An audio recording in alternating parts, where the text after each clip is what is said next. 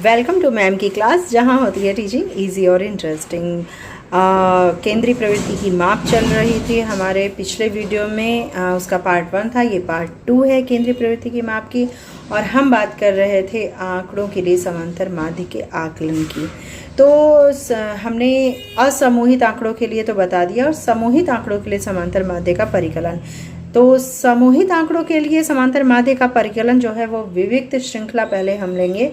विविक्त या फिर बिल्कुल इसको एक और नाम दे सकते हैं, विच्छिन्न श्रृंखला।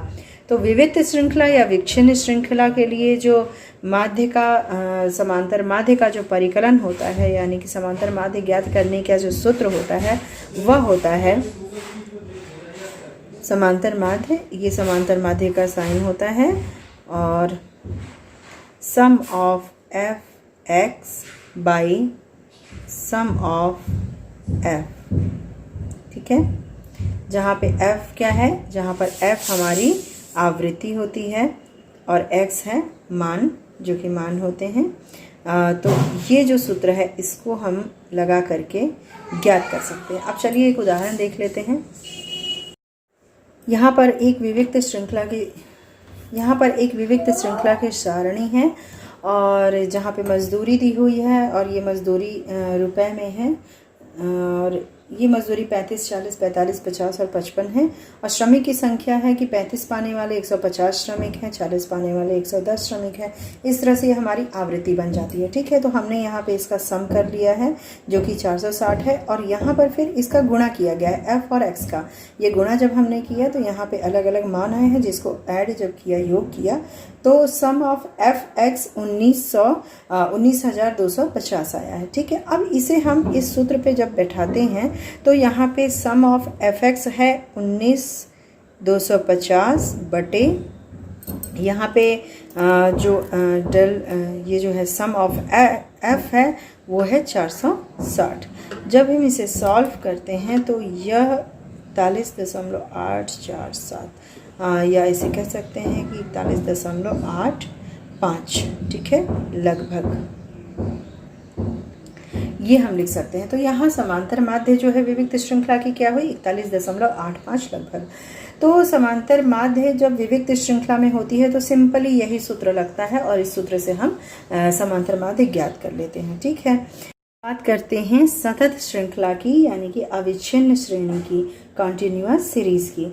देखिए, इसमें और जो विच्छिन्न श्रृंखला है उसके सूत्र में कोई अंतर नहीं है। समांतर माध्य के परिकलन के लिए दोनों में सेम सूत्र ही लगता है। बस अंतर क्या होता है कि यहाँ पे हम मध्य बिंदु भी लेते हैं, क्योंकि वर्गांतर, देखिए, जब भी आवृत्ति दी जाती है तो आवृत्ति किसी एक मूल्य की नहीं होती, किसी एक मान की तो होती नहीं, क्योंकि यहाँ वर्गांतर है तो वो क्या होती है, वर्ग अंतराल यानी क्लास इंटरवल के लिए दी गई होती है जो आवृत्ति होती है।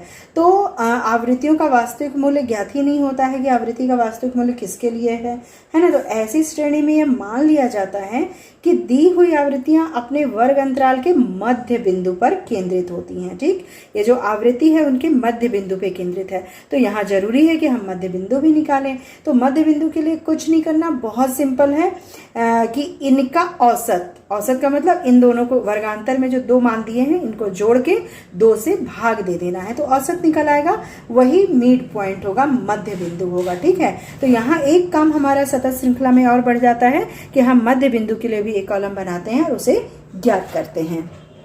बात करते हैं सतत श्रृंखला की। सतत श्रृंखला में जो हमारा सूत्र है वो सेम वही सूत्र होगा जो कि विविक्त श्रृंखला के लिए होता है, लेकिन सतत श्रृंखला में क्योंकि वर्गांतर होता है और वर्गांतर की आवृत्ति दी गई होती है, तो आवृत्ति हमें नहीं मालूम कि वर्गांतर, ये जो आवृत्ति है किसी एक मान के लिए तो नहीं दी गई है कि हम 12.5 के लिए या 17.5 के लिए, बल्कि ये जो आवृत्ति है वो 12.5 से लेकर के 17.5 तक के लिए दी गई है। तो यहाँ पे हम ये नहीं जानते कि वास्तव में आवृत्ति किसके लिए है ना। तो यहाँ पे इनके मध्य का मान ज्ञात करते हैं। यहाँ एक अंतर हो जाता है कि एक कॉलम और हम बनाते हैं और इसके मध्य का मान ज्ञात कर लेते हैं, मध्य बिंदु ज्ञात कर लेते हैं, और ये मानते हैं कि आवृत्ति इसी मध्य बिंदु के लिए दी गई है। तो ये मध्य बिंदु कैसे ज्ञात करते हैं, इसका औसत, वर्गांतर का औसत निकालना आप जानते होंगे, 12.5 प्लस 17.5 बटे 2, यानी कि इन दोनों का औसत जो है इन दोनों के योग को जब हम 2 से भाग देते हैं तो मध्य बिंदु ज्ञात हो जाता है। इसी तरह हमने पूरी मध्य बिंदु निकाल ली सभी वर्गांतर की, और फिर आवृत्ति तो हमारी दी ही हुई थी। इस प्रकार से हमारा x यहाँ पे मध्य बिंदु हो जाएगा और f हमारा यानी आवृत्ति हमारी दी हुई है। यहाँ पे fx निकालने के लिए, f गुणा x निकालने के लिए हम ठीक इसको गुणा करते जाएंगे 15 या 45, और इस तरह से करके सारे गुणा करके यहाँ पे हमने मान निकाल दिया और इसका सम भी निकाल लिया। आवृत्ति का कुल योग 73 है और ये fx का कुल योग यहाँ 1980 है। अब इसे हम यहाँ सूत्र पे बैठाएंगे। जब सूत्र पे बैठाते हैं तो 1980 बटे यहाँ पे 73 हो जाता है, ठीक है। और इसको जब हम सॉल्व करेंगे तो ये हमारा मान आएगा 27.12, ठीक है। तो यहाँ समांतर सतत श्रृंखला के लिए समांतर माध्य हमारा ज्ञात हो जाता है। इसमें कुछ नहीं है सतत श्रृंखला में, केवल एक मध्य बिंदु का कॉलम और आपका बढ़ता है, जो कि वर्गांतर के औसत से आप ज्ञात कर सकते हैं, ठीक है। इस सतत श्रृंखला को कल्पित माध्य पद विचलन के द्वारा जब हम करते हैं तो कल्पित माध्य मान लीजिए हमने 20 मान लिया है, तो यहाँ पे क्या करना है कि 20 को x - 20 कर देते हैं हम। ये पद विचलन कल्पित माध्य के जो तरीका था वो मैंने पिछली वीडियो में बताया है। तो यहाँ पे कल्पित माध्य अगर 20 मान लिया तो यहाँ पे हम क्या कर देंगे x - 20, यानी कि 15 में से 20 गया तो -5 आएगा। इसी तरह से यहाँ पे 20 में से 20 गया तो 0 आएगा, 20 में से 25 में से 20 गया तो 5 आएगा। इस तरह माइनस करते हैं तो ये dx हमारा निकल आता है, ठीक है। उसके बाद हम इसे पद विचलन एक और शॉर्ट करने के लिए, एक कदम और शॉर्ट करने के लिए पद विचलन का यूज करते हैं, जिसमें कि वर्ग अंतराल से हम इसको भाग देते हैं dx को, ठीक है। तो वर्ग अंतराल हमारा 5 है तो सारे dx को हम 5 से भाग दे देंगे। 5 से भाग दिया -1 आया, 5 से भाग दिया 0 आया। इस तरीके से 5 से भाग देके हम यहाँ पर पूरा का पूरा मान रख लेते हैं। अब क्या होगा कि हम ये f dx यानी कि ये पद विचलन के द्वारा जो मान आए हैं उसमें हम आवृत्ति का गुणा करेंगे। तो यहाँ पर f और dx का गुणनफल इस तरह से आ जाता है और इसको हम सम ऑफ f dx डैश कहते हैं। और यहाँ पर जो f dx का योग है वो 104 आ गया।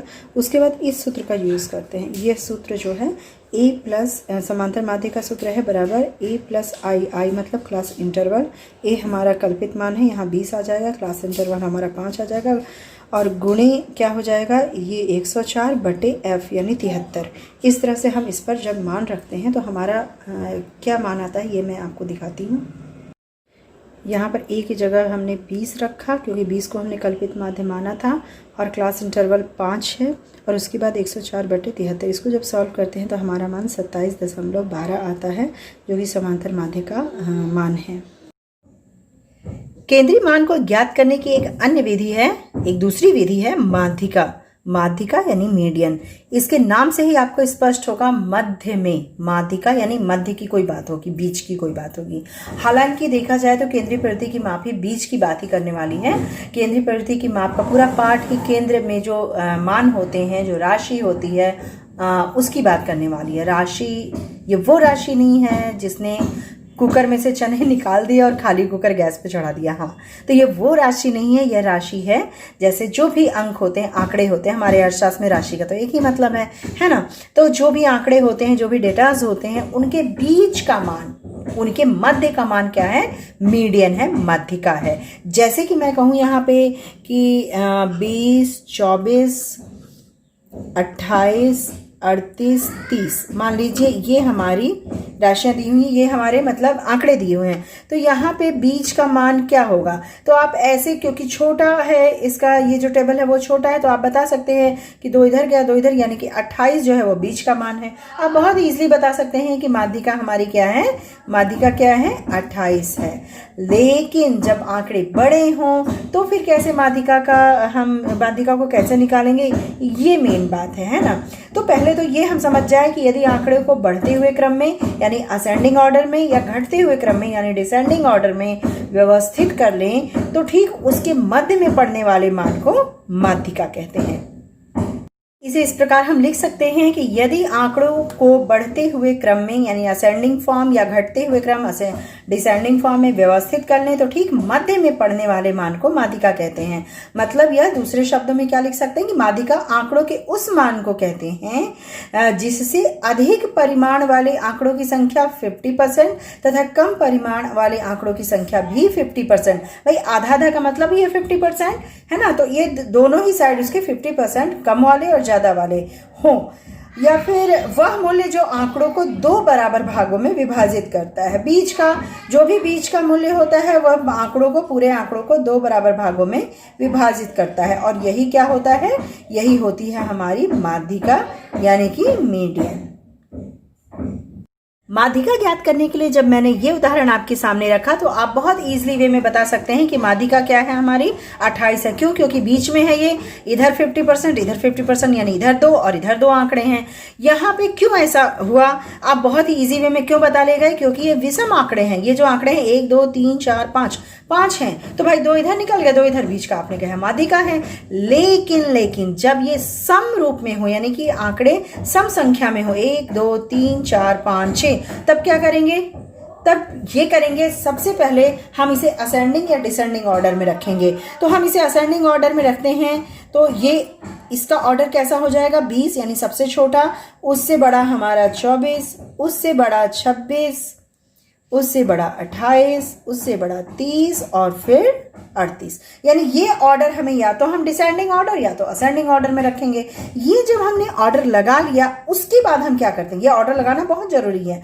ये ऑर्डर लगा लिया, उसके हम बीच के जो दो, भाई यहाँ वास्तव में तो कोई माध्यिका नहीं है, तो अब माध्यिका निकालनी पड़ेगी। निकालेंगे कैसे? बीच के ये जो दो मान होंगे, बीच में ये दोनों मान पड़ रहे हैं, देखिए इधर 50% यानी इधर 2 संख्या और इधर 50% इधर 2 संख्या, तो ये जो बीच के आंकड़े हैं 26 प्लस 28, इसका हम औसत निकाल रहे हैं। ठीक है, अब ये जो औसत निकलेगा वो हमारा क्या होगा?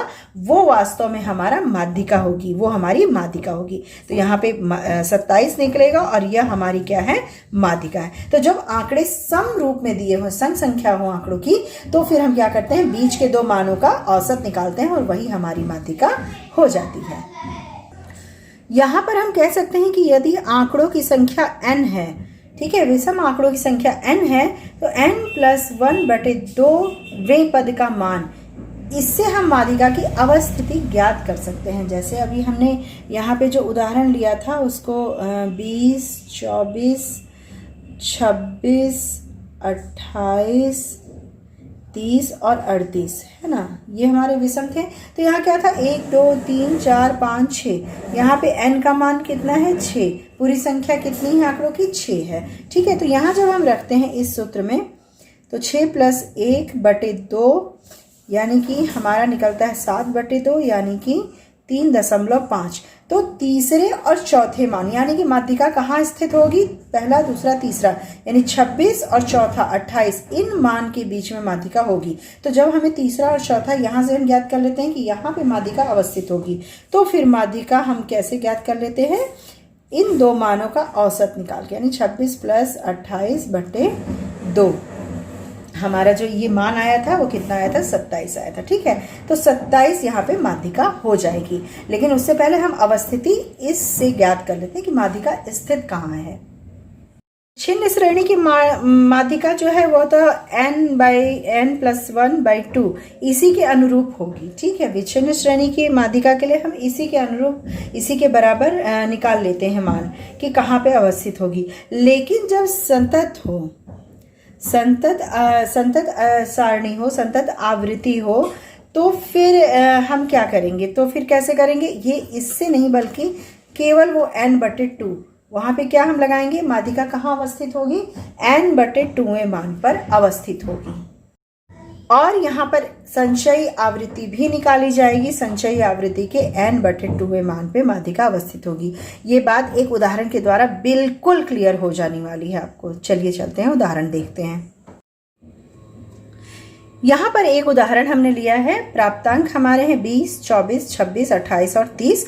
इनकी आवृत्तियां क्रमशः हैं 1, 3, 4, 2, 1। इनको जब ऐड करते हैं तो n हमारा 11 निकलता है। देखिए 4, 1, 3, 4, 4, 4, 8, 10 और 1, 11, 11। अब इनकी संचयी आवृत्ति हम ज्ञात कर लेते हैं, जो कि पहली संचयी आवृत्ति यहाँ पे 1 होगी। उसके बाद 1 और 3 4, 4 और 4 8, 8 और 2 10 और 10, 1, 11। ठीक है, यहाँ पे हमने संचयी आवृत्ति इसकी ज्ञात कर ली। इसके बाद MD यानी कि माध्यिका, मीडियन, इसका मान हम ज्ञात करने के लिए क्या, पहले इसकी अवस्थिति देखेंगे। वितरण का n+1/2वां मान, ठीक है, यहाँ पे हम इसका सूत्र क्या बताया अभी मैंने आपको, n+1/2 मान। ठीक, तो यहाँ हम क्या रखेंगे, n की जगह पे 11 रखेंगे, 11 + 1/2। ठीक है, इसका क्या आएगा यहाँ पर 12/2 यानी कि 6, यानी कि छठवां मान है ना। छठवां मान जो है हमारा, वहाँ पे हमारी जो माध्यिका है वो अवस्थित है। तो छठवां मान कहाँ है, ये संचयी आवृत्ति से हम देखेंगे। 1 में तो नहीं है, 4 में भी नहीं है, 8 में। यहाँ पे छठवां मान जो है हमारा वो कहाँ पे पड़ेगा, 8, यानी कि छठवां मान के लिए हम यहाँ पर 8वें के इक्विवेलेंट कितना है, 26 है, यानी कि माध्यिका 26 वाले प्राप्तांक पे होगी। सतत श्रेणी के लिए ये सूत्र का हम उपयोग करते हैं, इस सूत्र का हम यूज करते हैं। इस सूत्र को आप लिख लीजिए अपनी नोटबुक में। MD यानी कि माध्यिका कैसे ज्ञात की जाती है, L+I/F और ब्रैकेट में n/2 - C। अब ये क्या है, L जहां पर क्या है, माध्यिका वर्गांतर की निम्न सीमा। भाई वर्गांतर दिया होगा, सतत का मतलब ही है वर्गांतर। ये आपको मैं रिमाइंड करा दे रही हूँ, जैसे कि 20 से 25, 25 से 30 है ना, ये वर्गांतर ही तो है। तो माध्यिका वर्गांतर की निम्न सीमा, यानी कि 20 से 25 में क्या होगा निम्न सीमा, 20 में निम्न सीमा होगी। तो L क्या है, माध्यिका वर्गांतर की निम्न सीमा। I है माध्यिका वर्गांतर का आकार, आकार यानी कि ये क्या आकार है, 25 से 30, 5 है ना। तो माध्यिका वर्गांतर का आकार। F क्या है, माध्यिका वर्गांतर की आवृत्ति। इसके बराबर में इक्विवेलेंट में जो F दिया हो, 3, 4 जो भी दिया हो आंकड़े में, तो माध्यिका वर्गांतर की आवृत्ति। और N क्या है, या आप वाकिफ हैं इससे, कुल आंकड़ों की संख्या। और C क्या है, माध्यिका वर्गांतर से पहले वाले वर्गांतर की संचयी आवृत्ति, है ना। तो यहाँ पे स्पष्ट है, आपको सारी चीजें वैसी करनी होगी, संचयी आवृत्ति तक निकालना होगा, है ना। दिया होगा आपको वर्गांतर और F यानी आवृत्ति, आपको संचयी आवृत्ति निकालनी होगी। और फिर आपको ज्ञात करना होगा कि माध्यिका की अवस्थिति क्या है, वो कहाँ पर स्थित है। ठीक है, स्थित होगी, उसके बाद फिर माध्यिका वर्गांतर की निम्न सीमा हम जान जाएंगे, और माध्यिका वर्गांतर का आकार जान जाएंगे, और उसके बाद माध्यिका वर्गांतर की आवृत्ति को रख देंगे उसके पैरेलल में जो भी लिखा होगा, और फिर माध्यिका वर्गांतर से पहले वाले वर्गांतर की संचयी आवृत्ति भी रख देंगे। चलिए इसे एक उदाहरण से हम लोग और स्पष्ट करते हैं। यहाँ पर एक उदाहरण मैंने आपके सामने रखा है, प्राप्तांक दिया हुआ है और आवृत्ति दी हुई है, और मैंने यहाँ पर नहीं अभी निकाला है। क्यों? क्योंकि क्वेश्चन में भी आपके केवल और केवल इतना ही दिया होगा कि प्राप्तांक ये है और इनकी आवृत्तियां ये हैं। अब आप इसमें माध्यिका ज्ञात करें। तो प्राप्तांक इक्विवेलेंट हमारी आवृत्ति दी गई है, तो हम n तो निकाल ही सकते हैं। कुल जो n है क्या था हमारा, कुल आंकड़ों की संख्या थी। तो 1, 3, 4, 6, 10, 18, 24, 25 और यानी कि यहाँ कुल हमारे जो आंकड़े हैं वो हैं 30। ठीक है, अब संचयी आवृत्ति हम निकाल लेते हैं। 1 का 1 हो जाएगा, और 1 और 3 यहाँ पर 4 हो जाएगा। देखिए मैं एक एक स्टेप इसलिए आपके सामने निकाल रही हूँ, भले ये टाइम टेकिंग हो, लिटिल टाइम टेकिंग है, थोड़ा सा लगेगा समय, लेकिन आपको स्पष्ट हो जाएगा कि ये निकलता कैसे है। क्योंकि इकट्ठे जब मैं आपको शो करूंगी कोई भी चीज़, तो उससे क्या होगा कि आपको टफ लगेगा, ये निकला कैसे, आपको अपना दिमाग ज़्यादा चलाना पड़ेगा। तो भैया दिमाग थोड़ा कम चलाइए, लेकिन समझ जाइए, तो उसके बाद कभी मत भूलिए, ऐसी पढ़ाई करनी है। तो यहाँ पे हमने संचयी आवृत्ति निकालना शुरू किया है। 1 का 1, उसके बाद 4, उसके बाद 4 और 6 कितना होता है, 10। संचयी मतलब संचय होना, है ना। 10 और 8 यहाँ पर हो जाएगा 18, 18 और 6 हो जाएगा 24, और 24 और 5 29, 29 और 1 30। हमेशा संचयी आवृत्ति का लास्ट मान और कुल आंकड़ों की संख्या n जो होती है बराबर होती है। ये आप समझ रहे हैं, संचयी आवृत्ति संचय होके कुल आंकड़े के बराबर ही हो जाती है। अब इतना जब हम निकाल लेंगे, उसके बाद हम यहाँ फिट करेंगे अपने सूत्र को। उससे पहले हम इसकी अवस्थिति ज्ञात कर लेते हैं। अवस्थिति देखिए, यहाँ पे मैंने बताया था कि यहाँ पे अवस्थिति ज्ञात करने के लिए वो सूत्र नहीं लगेगा जो कि विच्छिन्न श्रेणी या फिर ऐसे आंकड़ों के लिए लगता है, असमूहित आंकड़ों के लिए, n+1/2, ये नहीं, बल्कि n/2 पद का मान, यही होगा, माध्यिका की अवस्थिति होगी। तो n/2 में क्या हो जाएगा यहाँ पर 30, n है 30 हमारा, 30/2 यानी कि 15, यहाँ पे हमारा 15 आया। ठीक है, तो जो संचयी आवृत्ति 15 के अनुरूप होगी वही वाला वर्गांतर हमारा माध्यिका का वर्गांतर होगा। तो 15 यहाँ पर है अगर, तो आप बताइए संचयी आवृत्ति किसमें ये 15 के अनुरूप है? 15 जो है किसमें निहित होगा, किस संचयी आवृत्ति में निहित होगा, ये बताइए जरा सोच के हमें। जी हाँ, आपने बिल्कुल सही कहा, ये 18 में निहित होगा भाई। 1 में तो 15 नहीं है, 4 में भी नहीं है, 10 में भी नहीं है, 18, हाँ 18 में 15 निहित है। तो हमें मिल गया जिसकी हमें तलाश थी। क्या मिल गया हमें? ये 15, यहाँ पे हमने जान लिया कि माध्यिका हमारे 15 संचयी आवृत्ति के अनुरूप ही अवस्थित होगी, सिचुएटेड होगी। तो 15 हमारा 18 में है, तो 18 के अनुरूप हमारा जो क्लास इंटरवल है वो क्या मिल गया? 30 से 35, यानी कि हमें वो चीज मिल गई जो कि हमारे माध्यिका के सूत्र में फिट आएगी। माध्यिका का सूत्र है L+I/F n/2 - c। यहाँ पे अभी मैंने आपको इससे पहले जस्ट बताया है, ये आपको आपने नोटबुक में नोट किया होगा, इसे याद कर लीजिएगा। L यानी कि लोअर, यानी कि L का मतलब क्या था? लोअर, यानी निम्न सीमा, निम्न सीमा, क्लास इंटरवल की निम्न सीमा। तो 30 से 35 की निम्न सीमा क्या है? 30 है, जी हाँ 30 है। ठीक है, प्लस I क्या है? वर्गांतर का आकार। तो वर्गांतर का आकार यहाँ क्या है? देखिए सारे में 15 से 20, 20 से 25, 25 से 30, 30 से 35 क्या है? 5 है। तो यहाँ 5 होगा बटे F। इसके अकॉर्डिंग इस वर्गांतर का जो आवृत्ति है F है कितनी है? 8 है। तो यहाँ हमने 8 लिख लिया। ठीक है, उसके बाद यहाँ आते हैं n हमारा क्या है? n हमारा 30 है बटे 2 माइनस, अब C क्या है? 18, नहीं, क्या था? इस वर्गांतर की संचयी आवृत्ति के ठीक पहले वाली आवृत्ति, यानी कि 10, यहाँ पे हम लेंगे 10। यहाँ पे कंफ्यूज मत होइएगा, संचयी आवृत्ति C जो है वो क्या लेना है? ठीक पहले, इस वर्गांतर के ठीक पहले वाले संचयी आवृत्ति लेनी है। तो यहाँ हमने ले ली 10।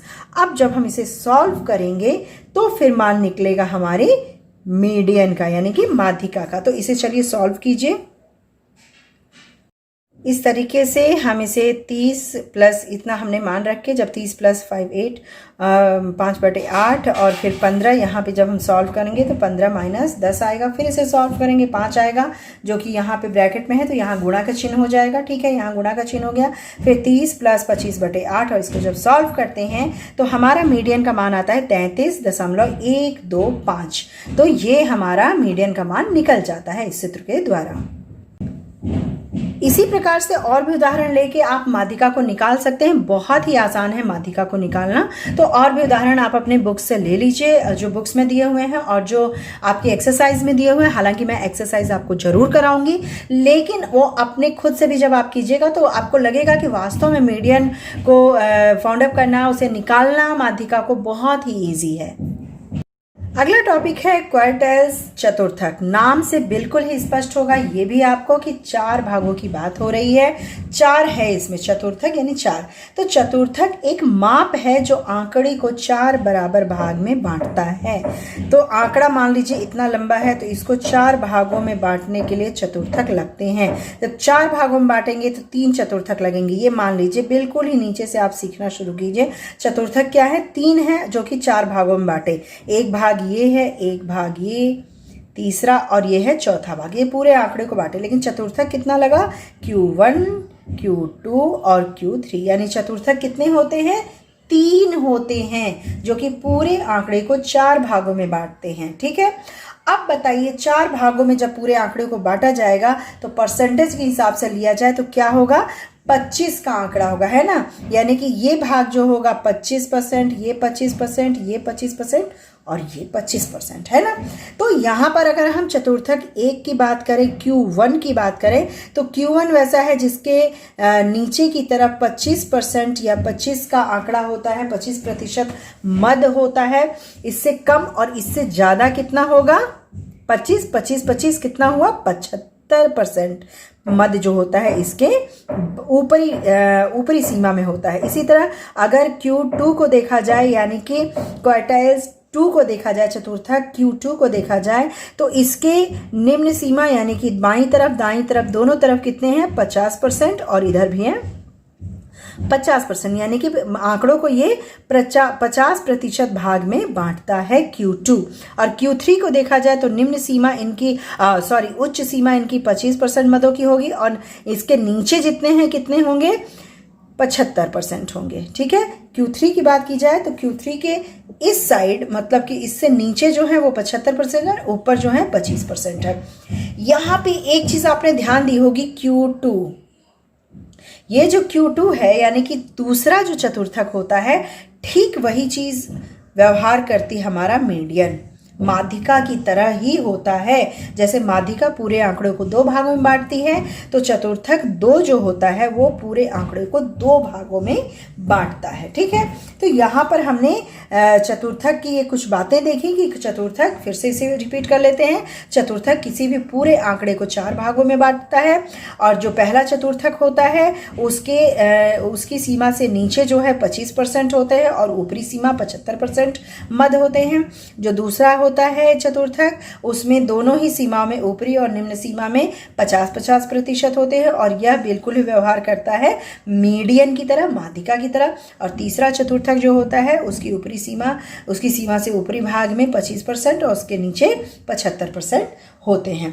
तो इस तरह से जो Q1 और Q3 की जो सीमा है, Q1 और Q3 की जो सीमा है वो हम कह सकते हैं कि माध्यिका के लिए बिल्कुल, माध्यिका जिस तरह से हमें देखी जाती है, भाई इधर का निकल गया 25, इधर का निकल गया, यहाँ जो बचता है वो 50% इधर 50% इधर। तो Q1 और Q3 की जो सीमा होती है उनके बीच में केंद्रीय 50% आंकड़े निहित होते हैं। जो सेंटर के 50% आंकड़े हैं वो यहीं पे निहित होते हैं, 25 और 25। ठीक है, ये चीज हम जान गए कि चतुर्थक 1 और चतुर्थक 3 के बीच में सारे जो 50% केंद्रीय मान है, केंद्रीय आंकड़े हैं वो निहित होते हैं।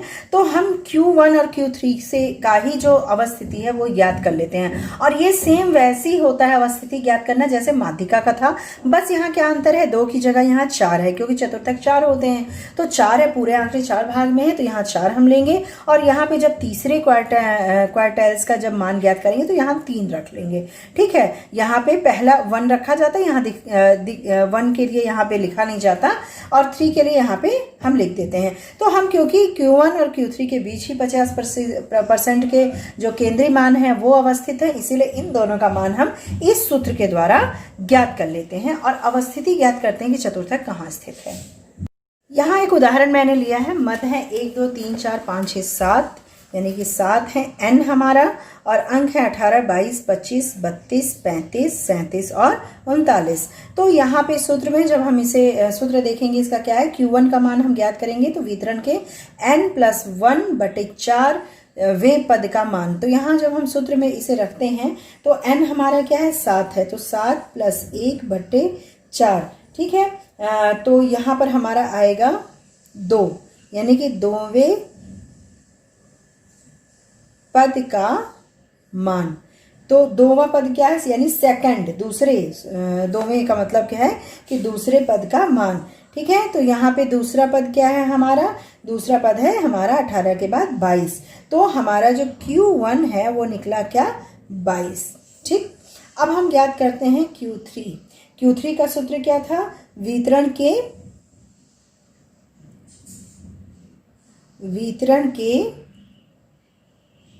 3n+1/में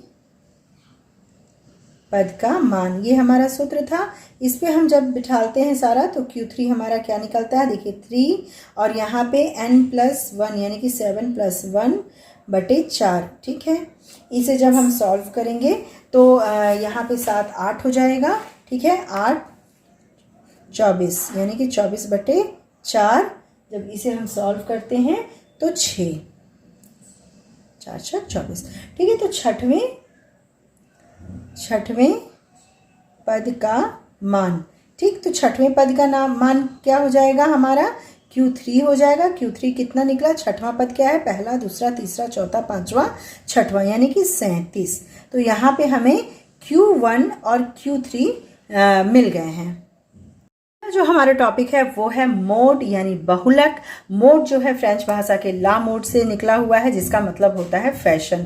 फैशन क्या होता है? अगर मैं आपसे कहूं कि फैशन क्या है, इस समय क्या फैशन, कपड़ों में क्या फैशन है, तो आप कहेंगे ये फैशन। फैशन का मतलब क्या होता है? जो ज्यादा प्रचलित हो, है ना, जो ज़्यादा हो, ज़्यादा प्रचलित हो। और ठीक यही चीज़ हमारे इकोनॉमिक्स में भी मोड के सेंस को डिफाइन करती है कि जो सबसे ज़्यादा हो। तो यहाँ पे हम क्या कहते हैं कि सांख्यिकी में मोड उस मूल्य को कहते हैं जो किसी समंक यानी आंकड़े में सबसे अधिक बार घटित होता है। यानी कि मोड क्या है, ये बहुलक क्या है, वह मूल्य है जो आंकड़ों में सबसे ज्यादा हो। अब सबसे ज्यादा का मतलब क्या हो? जिसकी आवृत्ति सबसे ज्यादा हो। आंकड़े आपको दिए हुए हैं, लेकिन सबसे ज्यादा आवृत्ति जिस आंकड़े की होगी, जिस राशि की होगी, उसे हम बहुलक कहेंगे। ठीक है, और आवृत्ति का मूल्य बहुलक हो जाएगा। इसमें सर्वाधिक आवृत्ति का मूल्य जो होगा वो बहुलक हो जाएगा। अच्छा, बहुलक का जो उपयोग होता है धारणात्मक रूप में किया जाता है। ज्यादातर धारणा जैसे कि जूते, कमीज, बनियान, मोजे, औसत आकार है, विशेष कोई फैशन का प्रसाधन, सौंदर्य प्रसाधन है, उसका औसत उपयोग है। तो ये चीज़ है कि ज़्यादातर क्या उपयोग है, तो इसका धारणात्मक रूप में उपयोग ज़्यादातर होता है। लेकिन एग्जैक्टली यही आप याद करेंगे कि बहुलक जो है वह मूल्य है जो आंकड़ों में सबसे ज़्यादा बार घटित होती है, यानी जिसकी आवृत्ति सबसे ज़्यादा होती है। देखिए, साधारण श्रेणी का जो बहुलक होता है उसको निकालने की विधि जो होती है बहुत ही सरल होती है। वो क्या निकालना है भाई? जो सबसे ज्यादा आया हो। जैसे एक श्रेणी मैंने दी हुई है, एक डाटा मैंने दिया हुआ है। मान लीजिए अर्थशास्त्र की परीक्षा में 20 विद्यार्थियों द्वारा प्राप्त अंक हैं ये, तो इसमें बहुलक ज्ञात कीजिए। तो आप जब देखेंगे तो एक एक करके नहीं, 45 कितनी बार आया, 38 कितनी बार आया, 40 कितनी बार आया। जब आप ये करेंगे तो आपको जो 55 वाला अंक है, जैसे देखो 55 यहाँ है, 2 है ना, 3 तो 4, तो यहाँ पर बहुलक क्या है? 55 है। जब आप इसको अच्छे से देखिए, 45 देखिए एक बार है, हाँ बस एक बार 45 है, 38 2 बार है ना, 38 2 बार। इसी तरह से एक एक करके जब आप देखें तो आप पाएंगे कि 55 जो है वह 4 बार 4 लोगों को मिला, इन्हें आवृत्ति 55 की ज्यादा है। तो यहाँ आप सीधे सीधे साधारण श्रेणी में कह देंगे कि इस श्रेणी का बहुलक क्या है? 55 है। विच्छिन्न श्रेणी में तो केवल देख करके आप बता देंगे, यानी कि फ्रीक्वेंसी, बारंबारता जो है वह देख के बता देंगे कि किसकी सबसे अधिक। अब जैसे ये दिया हुआ है यहाँ पे 20 जो है वह किसकी बारंबारता है? इसकी 30 की है। तो यहाँ बहुलक जो है वो हमारा क्या हो जाएगा? 30 होगा। बहुलक का मान 30 हो जाएगा। तो यहाँ पे देख के ही बता सकते हैं। लेकिन ये जो है एक बहुलक आंकड़ा होता है, इसको क्या कहते हैं? एक बहुलक आंकड़ा। क्यों? क्योंकि यहाँ एक ही बहुलक है।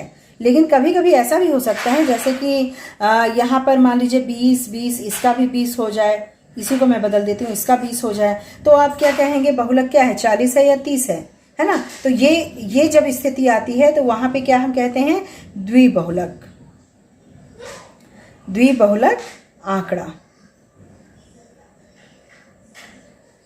तो द्विबहुलक आंकड़ा ये कहलाएगा जब 2 की स्थिति आएगी। ठीक है। सतत श्रेणी में बहुलक का आकलन कैसे होता है, इसके लिए ये सूत्र है आपके सामने बहुलक के आकलन की। इस सूत्र को आप अपनी नोटबुक में लिख लीजिएगा। इसमें जो L है, MO का मतलब तो बहुलक है, L का मतलब बहुलक वर्गांतर की निचली सीमा। जैसे बहुलक का वर्गांतर हमने निश्चित कर लिया, देख लिया कि आवृत्ति किसकी सबसे ज्यादा है। अब बहुलक का वर्गांतर देखने के लिए क्या देखते हैं कि आवृत्ति सबसे ज्यादा किसकी है, तो वही वर्गांतर बहुलक का वर्गांतर हो जाता है। तो उसके बाद L क्या है? बहुलक वर्गांतर की निचली सीमा है। I क्या है? बहुलक वर्ग का आकार है। D1 क्या है? बहुलक वर्गांतर व इससे पहले वाले वर्गांतर की आवृत्तियों का अंतर। बहुलक वर्गांतर जो भी है उससे पहले वाले वर्गांतर की जो आवृत्ति है उसका अंतर। और D2 क्या है? उसके बाद वाले वर्गांतर की आवृत्तियों का अंतर। तो इसको आप लिख लीजिए, इसको आप रट लीजिए, मतलब याद कर लीजिए भाई, क्योंकि इसी सूत्र पे बैठा के आप बहुलक को निकालेंगे। तो संतत श्रेणी में जो बहुलक होते हैं उसमें एक बात और है, ये निकालने के लिए सतत श्रृंखला में जो वर्ग अंतराल है वो समान होना चाहिए। जैसे मैंने आपको बताया था कि 25 से 30 है तो 30 से 35 है ना, 35 से 40 है। तो यहाँ जो इसकी वर्ग अंतराल है वो 5 है, ठीक है, वो एक समान होनी चाहिए, वर्गांतर ही होना चाहिए। इसको यानी कि कहते हैं ना अपवर्जी क्रम में, यानी कि अपवर्जी रूप में ही होना चाहिए, वर्गांतर के रूप में ही होना चाहिए। ऐसा नहीं कि 50 से कम या 50 से ज़्यादा ऐसे करके लिख दें। और संचयी आवृत्ति अगर है तो उसको हमें आवृत्ति में चेंज करना होगा, यहाँ आवृत्ति की जरूरत पड़ेगी। तो जिस भी फॉर्म में है उसमें हम आवृत्ति में चेंज कर लेंगे। जैसे आपकी किताब में दिया हुआ है, एनसीईआरटी की जो बुक है आपकी, उसमें दिया हुआ है 50 से कम, 45 से कम और संचयी आवृत्ति दी हुई है। तो इसको संचयी आवृत्ति को हमने घटा के इसमें आवृत्ति के रूप में चेंज कर लिया गया है। और जो 50 से कम, 45 से कम इस तरह से दिया हुआ है, इसे अपवर्जी श्रृंखला में चेंज कर दिया गया। तो चलिए आपकी किताब के ही उदाहरण को ले लिया जाए। ये आपकी बुक का ही उदाहरण है, एनसीईआरटी की बुक का उदाहरण है ये। 50 से कम मासिक आय, 50 से कम, 45 से कम, 40 इस तरीके से दी हुई है और संचयी आवृत्ति दी है। तो इसे हमें कन्वर्ट करना पड़ेगा अपवर्जी श्रृंखला में, यानी आय समूह में, वर्गांतर में इसे बनाना पड़ेगा। और इसे संचयी आवृत्ति, ये जो संचयी आवृत्ति है इसे बनाना पड़ेगा आवृत्ति के रूप में। तो इसको कन्वर्ट किया है आपकी बुक में ही, इसे इस प्रकार से कन्वर्ट कर लिया गया है। जैसे 50 से कम की बात की गई है तो 45 से 50 है ना, 50 से कम 45 से 50 ले लिया गया है। 40 से कम 45 से कम दिया गया था तो 40 से 45, इस तरह वर्गांतर में इसको कर लिया गया। और आवृत्ति एक एक करके घटाएंगे, जैसे संचयी आवृत्ति एक एक करके जोड़ते जाते हैं तो हो जाती है। तो आवृत्ति जो है वो एक एक करके घटाते जाएं, 97 से 95 एक एक करके घटाएंगे तो 2, 5, 10 वापस में आवृत्ति के रूप में ये कन्वर्ट हो जाएगा, ठीक है। अब जब ये कन्वर्ट हो जाता है तो यहाँ पे आप देख सकते हैं कि सबसे ज़्यादा आवृत्ति कौन सी है। आवृत्ति सबसे ज़्यादा है 30, है ना। और 30 के इक्विवेलेंट जो है आपका वर्गांतर क्या है, 25 से 30, है ना। तो 25 से 30 हमें वो मिल गया, जो कि हमारे उस पे सूत्र पर बैठाया जा सकता है। 25 से 30, तो यहाँ पे जो वर्गांतर की निचली सीमा है वो क्या है, 20 है। वर्ग का आकार क्या है, वो 5 है। और वर्गांतर वो इससे पहले वाले वर्गांतर की आवृत्ति का अंतर, यानी कि 30 माइनस 20, और D2 क्या होगा, 30 माइनस 18, ठीक है। तो ये हमें मिल गया है यहाँ। अब चलिए हम सूत्र में इसे बैठाते हैं। यहाँ पर हम इसे सूत्र पे बैठाते हैं तो जो L है निचली सीमा वो 20 है, और प्लस हमारा आकार जो है वर्गांतर का वो 5 है। और D1 क्या है हमारा, D1 30 माइनस 20 है, यानी कि 10 उससे पहले वाले आवृत्ति बटे यहाँ पे 10 हो जाएगा। प्लस D2 क्या है हमारा, 30 माइनस 18 यानी कि 12। इस तरीके से हमारा हो जाएगा। अब इसे हम सॉल्व कर लेंगे। जब हम इसे सॉल्व करेंगे तो हमारा मान क्या आएगा, बहुलक का मान हमारा आ जाएगा। यहाँ इसका मान 11.36 इस तरह लगभग आएगा, ठीक है। आपकी जो किताब है उसमें इसका मान 27.273 दिया हुआ है। यहाँ पे थोड़ा सा मुझे समझ नहीं आ रहा है। D1 जो है वह होता है बहुलक वर्ग की बारंबारता और बहुलक वर्ग के पूर्ववर्ती वर्ग की बारंबारता के बीच अंतर। तो भाई पूर्ववर्ती तो हमारा क्या था, यहाँ पे 30 था, है ना। आप किताब देख सकते हैं, 30 माइनस 20 होगा। पूर्ववर्ती वर्ग जो है उसका 20 ही तो होगा, तो 30 माइनस 20 तो 10 ही होगा। तो हमारे 10 यहाँ रखना चाहिए, लेकिन ठीक उल्टा इसमें दे दिया गया है। हो सकता है मिसप्रिंटिंग हो या जो भी बात हो। तो यहाँ पे हमारा इस तरीके से, खैर वो बहुत बड़ा मैटर नहीं है, कुछ भी हो सकता है बाद का और पहले का, लेकिन ये सूत्र बहुत इंपॉर्टेंट है। और ये सूत्र आपको कहता है कि इसका मान आएगा, जो मोड का मान आएगा 11.36 आएगा। तो इस सूत्र के द्वारा आप बहुलक का मान भी ज्ञात कर सकते हैं। अब समांतर माध्य माध्यिका व बहुलक के बीच जो अंतर संबंध होता है हमेशा इस तरीके का होता है। इसका मतलब यह माध्यिका हमेशा बीच में आती है, और ये जो मीडियन समांतर माध्य है वो अगर बड़ा है माध्यिका से तो माध्यिका बड़ी होगी मोड से, ठीक है। और अगर यहाँ पे जो समांतर माध्य है वह छोटा है माध्यिका से तो माध्यिका छोटी होगी मोड से, ठीक है। यानी माध्यिका हमेशा दोनों ही स्थिति में क्या होती है, बीच में होती है। तो केंद्रीय प्रवृत्ति की माप पर जो चैप्टर है आपका वो होता है डन, वो होता है खत्म। और अगले वीडियो में मैं इसके जो अभ्यास है उसको मैं उठाऊंगी, उसमें से जो इम्पोर्टेंट क्वेश्चन होंगे, जो टफ होंगे वो मैं आपको बताऊंगी, और लगभग सारे ही बता दूंगी भाई। और ये वीडियो आपको कैसी लगी ये ज़रूर बताइएगा। अच्छी लगी तो भाई थम्स अप ज़रूर मुझे कीजिएगा, लाइक कीजिएगा। और ये जो मैंने वीडियो बनाई है और भी जो मैं वीडियो बनाती हूँ उसे आप ज़रा शेयर भी किया कीजिए, ताकि मैं चाहती हूँ कि जो बच्चे इसके ज़रूरतमंद हैं या फिर जो पढ़ना चाहते हैं ऑनलाइन, वो मेरे वीडियो से लाभान्वित हो, उन्हें फ़ायदा मिले। तो आप शेयर भी ज़रूर किया कीजिए। और मेरे वीडियो पे अगर आप नए हैं, मेरे चैनल पे नए आए हैं, तो भाई प्लीज़ ज़रूर सब्सक्राइब कीजिए। इसके लिए मैं आपसे रिक्वेस्ट करती हूँ कि आप मेरे चैनल को सब्सक्राइब कीजिए। इसमें आपको बहुत फ़ायदा मिलेगा यदि आप ये सारे कंटेंट पढ़ना चाहते हैं। और कोई भी डिमांड हो तो कमेंट बॉक्स में ज़रूर कमेंट कीजिएगा, इसका मुझे इंतज़ार होता है। और आपके कमेंट्स पढ़ने में मुझे बहुत आनंद आता है, बहुत मज़ा आता है। तो ठीक है, चलिए मिलते हैं अगले वीडियो में। नमस्कार, गुड बाय।